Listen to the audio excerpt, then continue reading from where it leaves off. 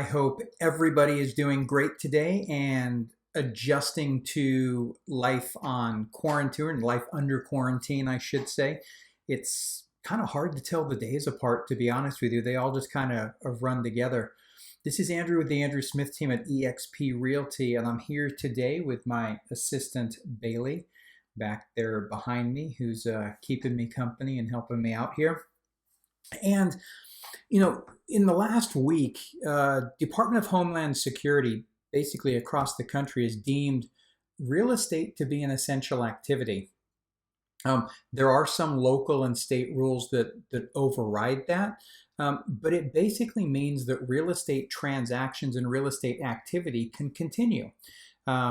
Yes, precautions and safeguards have to be put in place, but why is that? Why would real estate be considered an essential activity?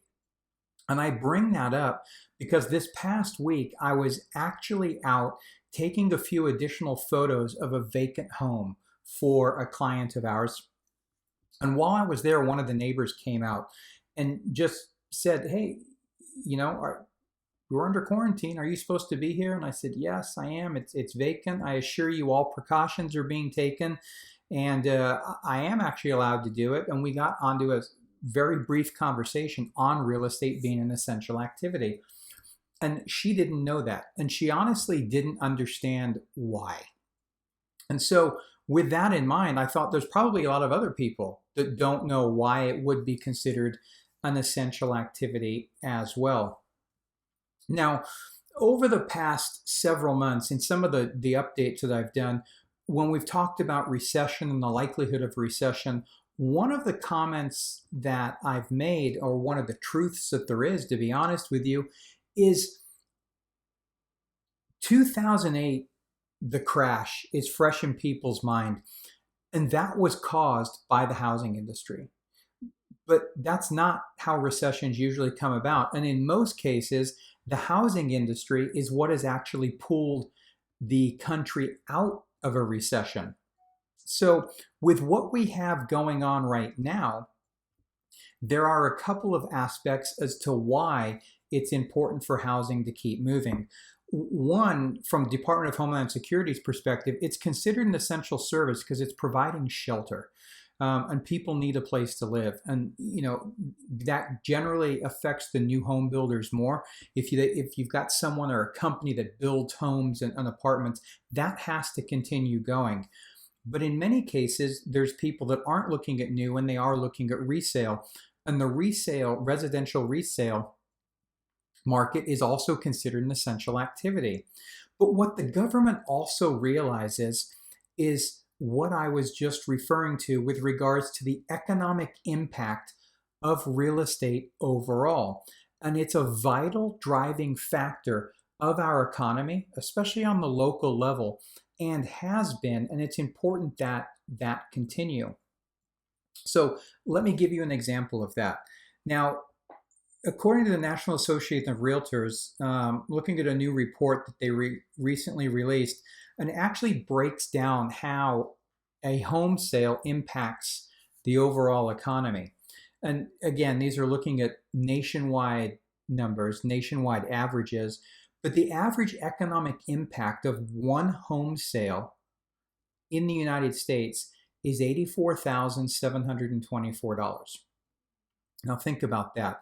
That's nearly $85,000 of direct economic import, or direct economic impact, I should say, as a result of just one home sale. That number actually goes up a little bit when you factor in just new construction, but this is averaging everything else together. And that's the average of all homes in the country. When you look at this on a state-by-state basis, and there's a link below this video on YouTube here that will link to the blog post that I've prepared in conjunction with this, that actually shows the graph for all 50 states and breaks it down.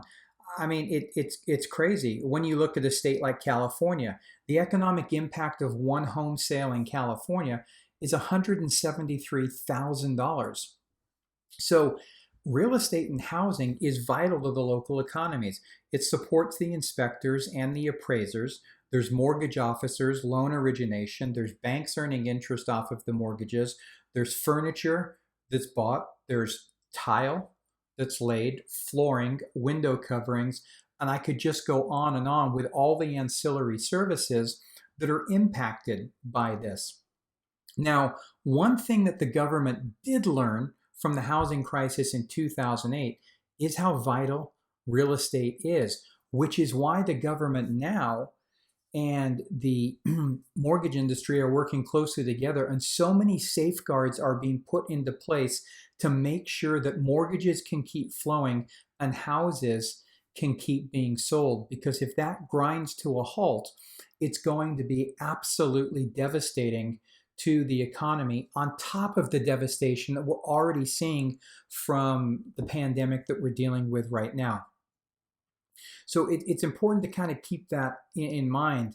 Now, if you've got any specific questions or would like to go into this in any more detail, please reach out. Send me a message. I'd love to talk to you more. And if you were in the market to buy or sell a home this spring, transactions are still taking place. Is it the most ideal time? No. But there's always people that have to move. Showings can be done virtually, closings can be done virtually, homes are still being listed, homes are still being sold, or at the very least, there are steps that you can take to prepare your home for sale when you're ready to. Likewise, on the buy side, there's steps that you can take to make sure that you are completely ready to go when you're able to get back out and go and look at homes again. So hopefully this has been helpful in just providing a brief overview here on how real estate overall impacts the economy. And like I said, if you have any questions, please feel free to reach out to me. Stay healthy, stay safe, and we will see you next week.